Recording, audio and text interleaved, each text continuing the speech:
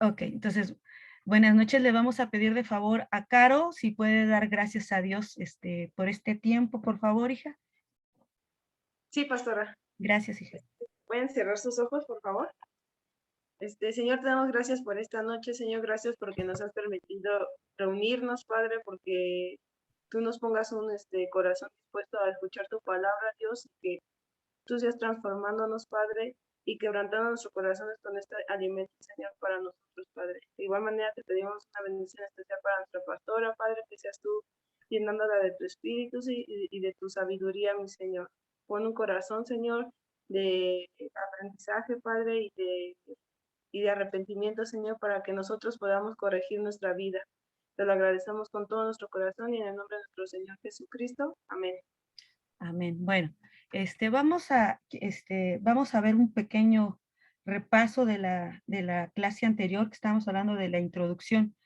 Entonces, aquí vamos a ver como manera de repaso una pregunta. Dice, ¿es posible que haya algunos asuntos en los cuales te reserves el derecho de controlar tu propia vida? No me lo contesten a mí, esa es ahora sí que una pregunta que se deben de contestar ustedes. La idea es de que puedan llevar puedan llevar ustedes un apunte, puedan llevar una anotación ahí en sus cuadernos.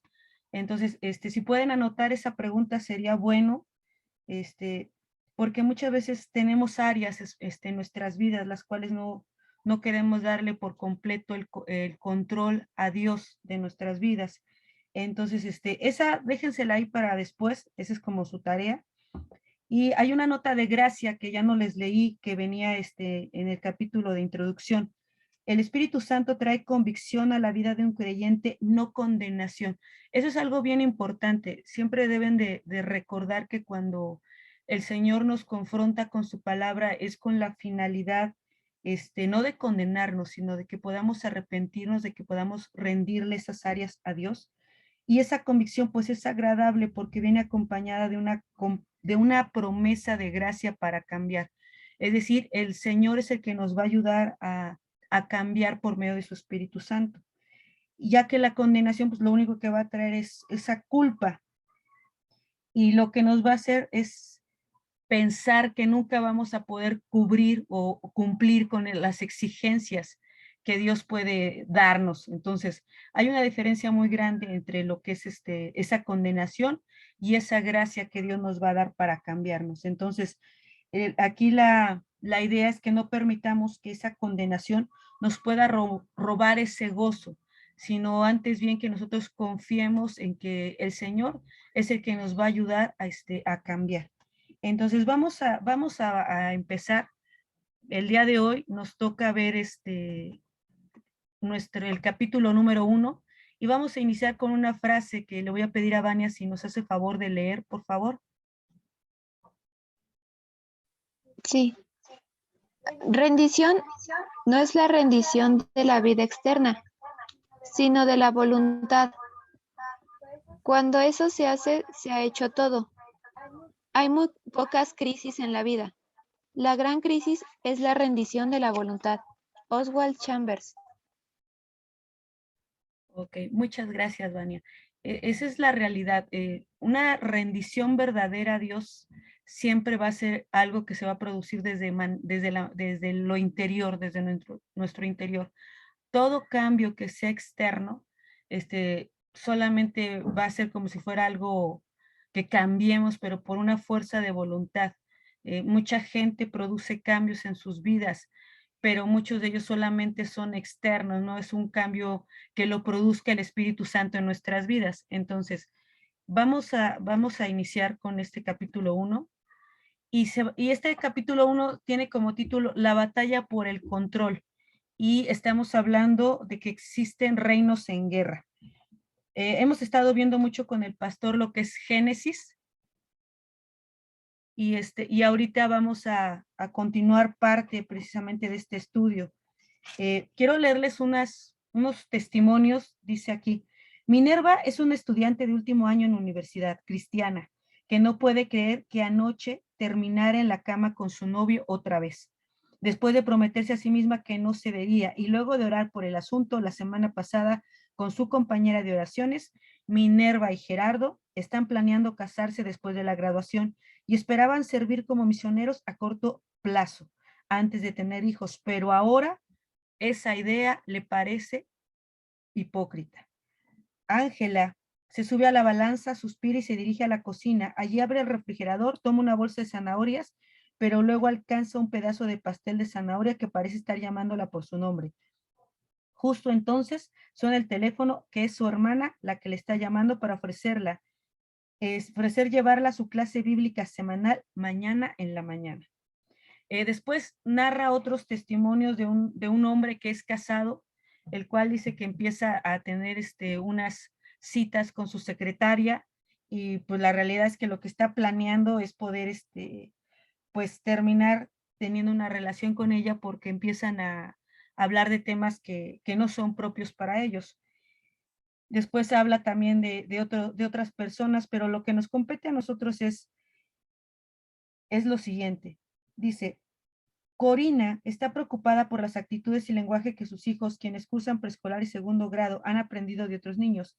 Quiere que sus hijos tengan un corazón dedicado a Dios y está realmente convencida de que debe dedicarse a darles instrucciones en casa, pero al estar atada a ellos durante todo el día, todos los días, es un pensamiento posible de manejar.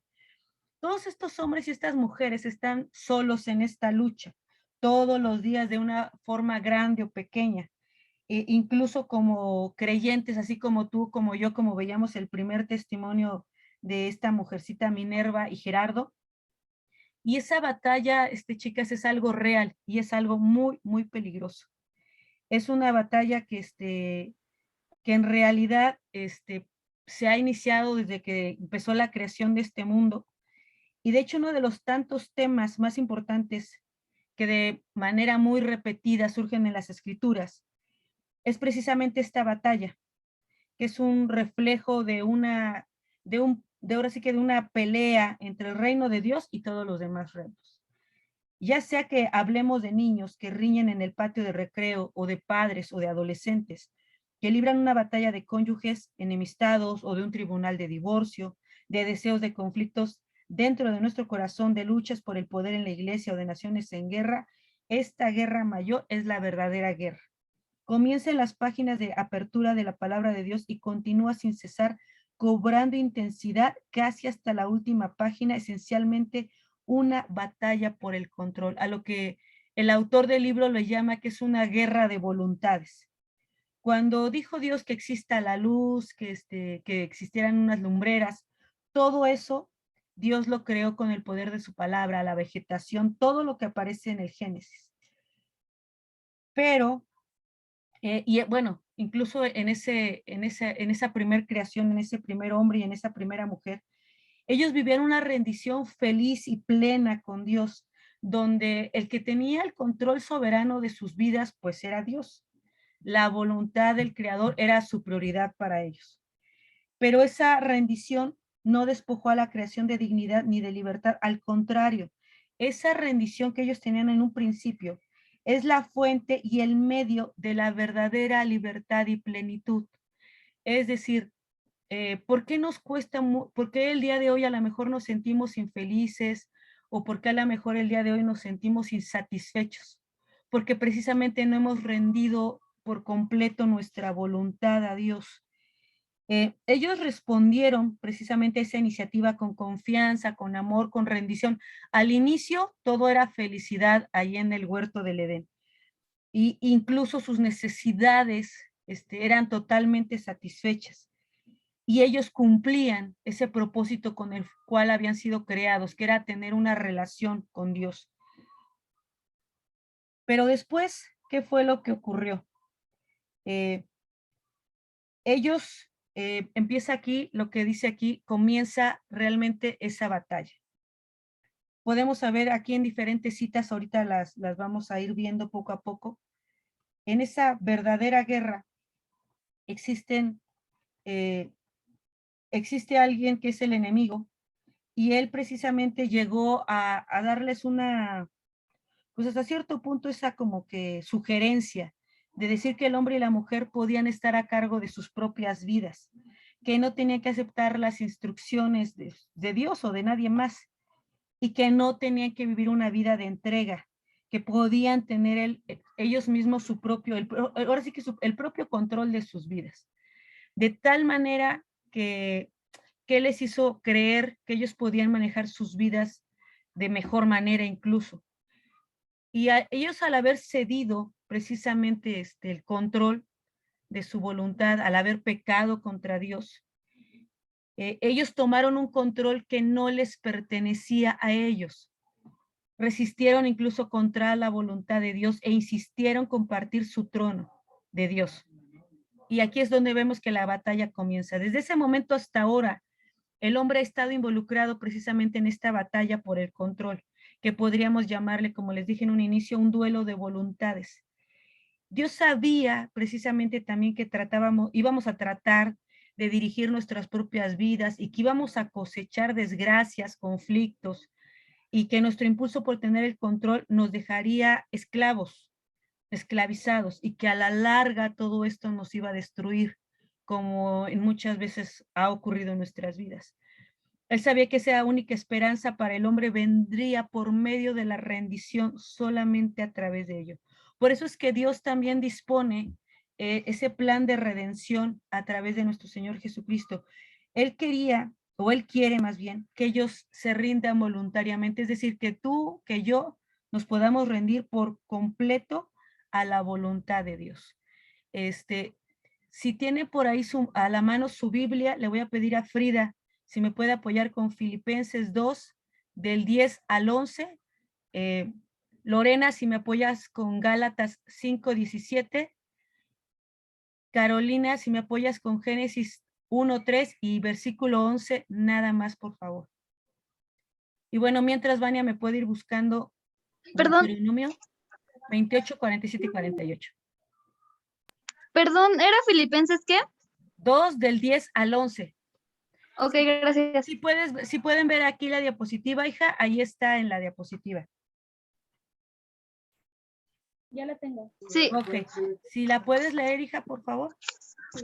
Gálatas 5:17 dice, porque el deseo de la carne es contra el espíritu. Bueno, en lo que lo encuentra Frida, voy a ir leyendo un poquito aquí la diapositiva. Dice que comienza precisamente esa batalla. Hay una cosa que muchas veces nosotros... Ya, perdón.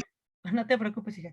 Hay una cosa que nosotros muchas veces olvidamos, que precisamente Dios, al haber creado todo esto, se convirtió, así que Él es el rey de todo lo creado. Y existe ese rey y existe ese reino. Entonces ahorita vamos a ver esa parte. Entonces, ahora sí, Free, por favor. Sí, para que ante el nombre de Jesús se doble toda rodilla en el cielo y en la tierra y debajo de la tierra, y toda lengua confiese que Jesucristo es el Señor, para la gloria de Dios Padre Cristo. Gracias, hija. Es decir, un día, lo acabamos de leer, un día todos van a rendir, ahora sí que van a doblar su rodilla delante de Dios, ya sea que lo hagamos de manera voluntaria o bajo coacción, pero todos, un día todos van a reconocer, ahora sí que van a doblar sus rodillas delante de Dios, como lo acaba de leer Frida. Hay unas preguntas aquí que quisiera hacer. ¿Por qué es aceptable que Dios insista en la dominación del mundo?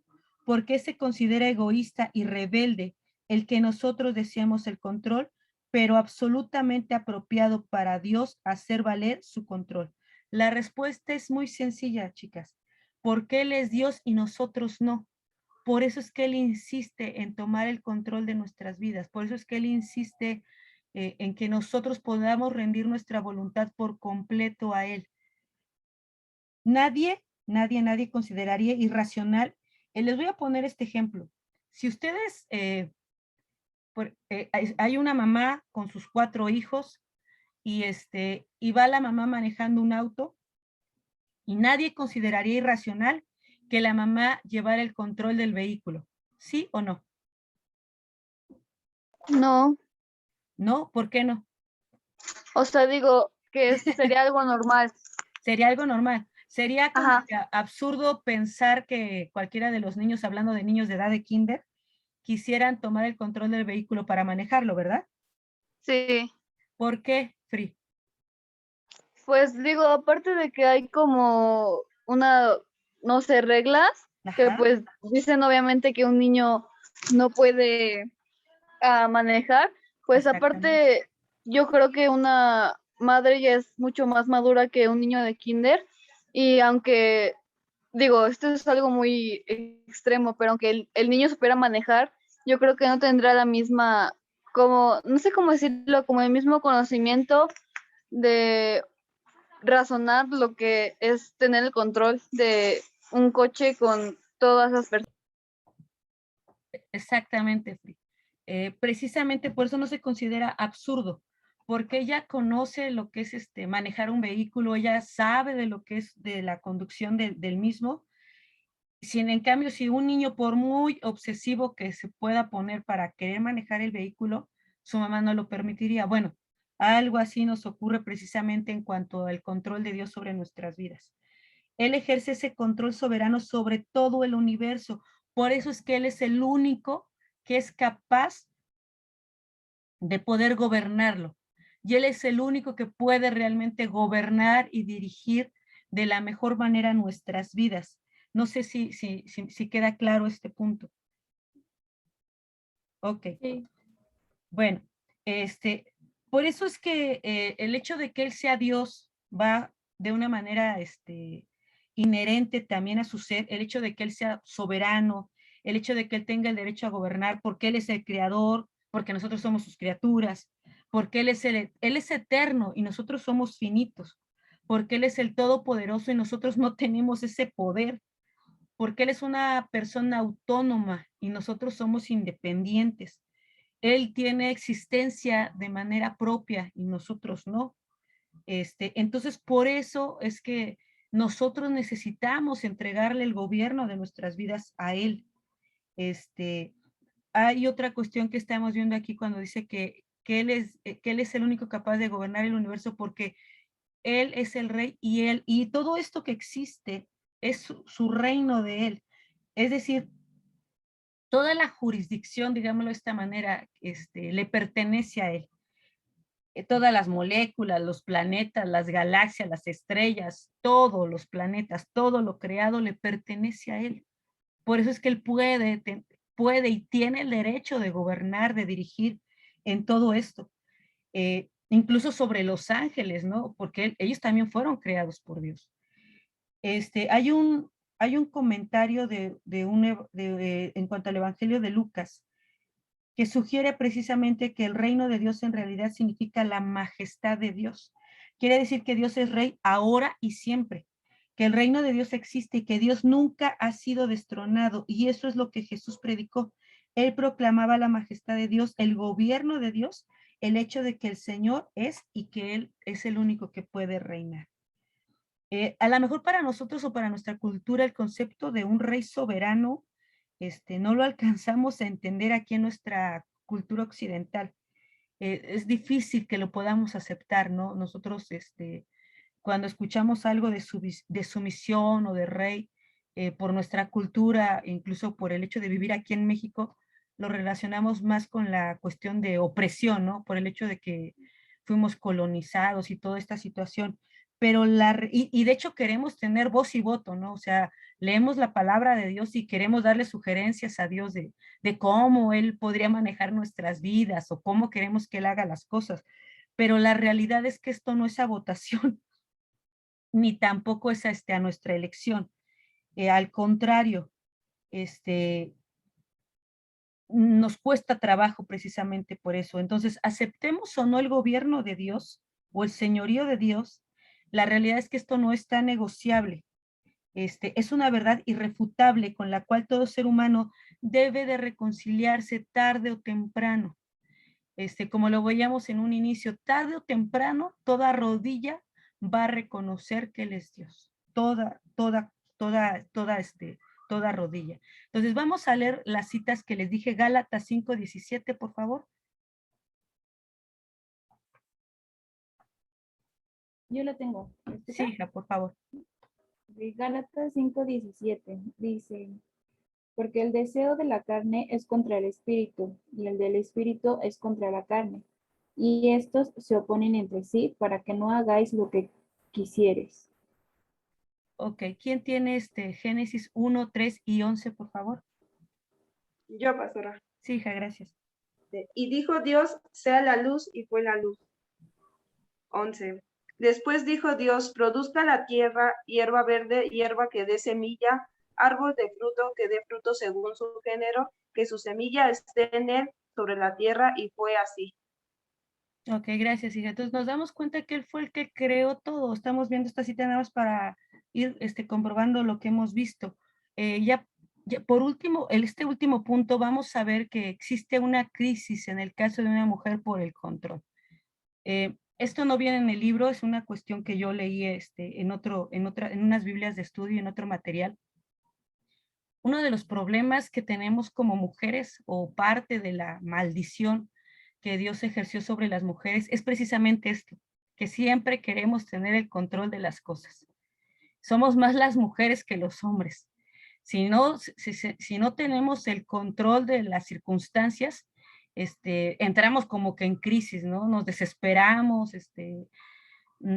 siempre queremos incluso gobernar, no solamente, bueno, ahorita ustedes todavía no porque todavía están solteras, pero incluso queremos dirigir, ¿no? La orquesta en todo momento. Esto es parte precisamente de la maldición que Dios dio a la mujer cuando le dijo que el hombre se enseñorearía sobre de ella.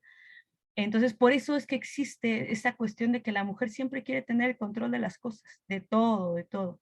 Y habla aquí de un testimonio de una mujercita, de una joven, que dice que ella tenía un padre que era alcohólico.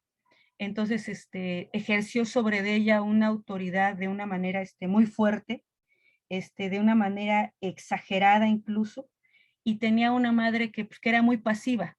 Entonces, pues todo esto obviamente a ella le afectó a tal grado que cuando ella llegó a la edad adulta, ella dijo, yo no me voy a someter a nadie. Ahora sí que no me voy a dejar gobernar por nadie.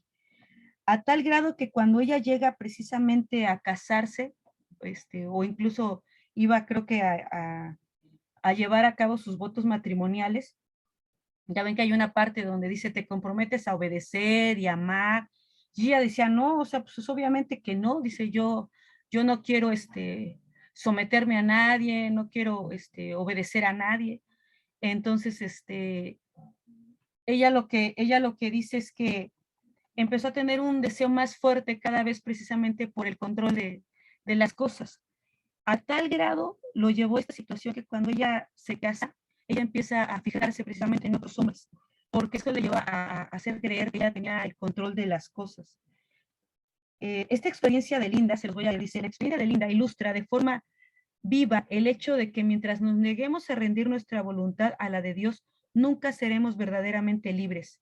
Más bien, estaremos dominados por apetitos y fuerzas impías. Cuando desechamos las restricciones de nuestro sabio y amoroso Dios, nos volvemos esclavos de amos terribles que están empeñados en nuestra destrucción. Y eso es exactamente lo que le ocurrió en este caso al pueblo de Israel. Si me puedes leer Deuteronomio 28, 47 al 48, por favor. Con gozo y alegría,